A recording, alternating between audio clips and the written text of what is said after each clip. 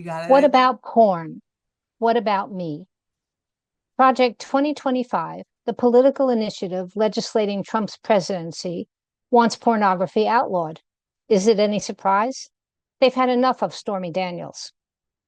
Porn was up and coming around 1970 when I got my start as a stripper in the North Beach area of San Francisco, just down the street from the City Lights bookstore.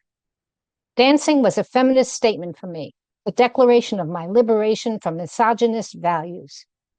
Except it wasn't, and I was miserable.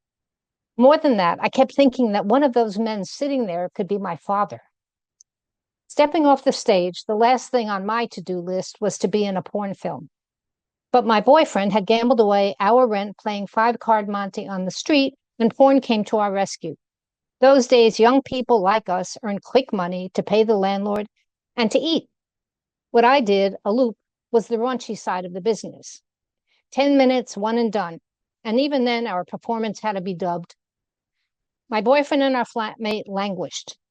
Loops were the stock and trade of backroom video rental stores.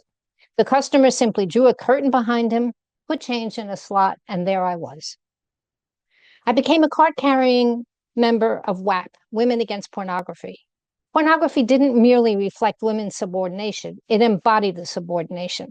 My objection was moral and political. I swallowed the mainstream feminist message and I condemned the women who worked in the adult industry or did any sex work. What was wrong with them? I'd never even seen a porn film. But then I had an aha moment. A friend acquainted me with porn. I could write about this, I thought. I mean, what a hot topic, and I had roots. Long story short, I attended the memorial service for Candida Royalle, the Grace Kelly of porn. That was 2015. What an eye-opener. I was gobsmacked by how her sister actors loved themselves. They were much more secure with their bodies, all shapes and sizes, and their sexuality than I ever was. There I discovered feminist porn. Whoever imagined such a thing existed? Feminist pornographers were onto something. They're permissive, not in a free-for-all kind of way, but practicing acceptance. So as an example, transgenders play a big part in their work. Of course, as with any profession, it's not all fun and games. But I ask myself, why am I interested in this?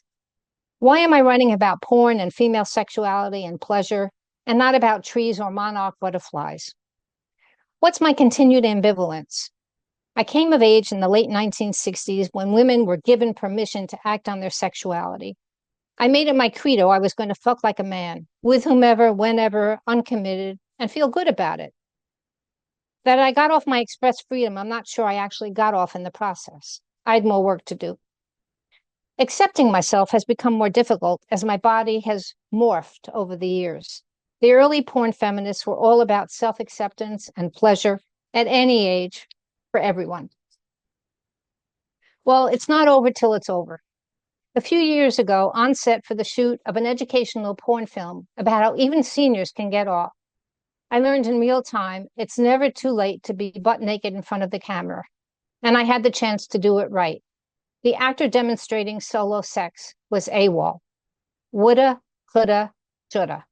Thank you.